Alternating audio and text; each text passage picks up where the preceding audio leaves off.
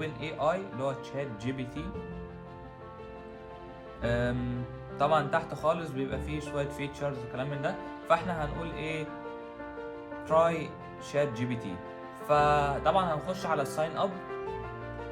طيب بعد ما نخش على الساين اب طبعا انت ممكن تسجل باكونت جوجل ايا يكن، او ان انت تستخدم اكونت فيك زي ما هنقول ازاي. فاول حاجه بس لان ده مش مدعوم في البلاد العربيه، فهنروح نبحث على جوجل على في بي ان اسمه يوربان في بي ان بروكسي. حلو. طبعا ده احنا كل اللي بنعمله ان احنا بنثبته بس في جوجل كروم، يعني احنا ما بننزلهوش على الديسكتوب او ايا يكن. هنقول اد دي، هندوس على العلامه دي، نقفل بس دي، هندوس على العلامه دي، هنثبته بحيث ان هو ايه يظهر فوق. بعد ما ثبتناه هنخش عليه، هنختار، هو لسه بيعمل انشالايز اجري. حلو الكلام. هنا هنيجي نختار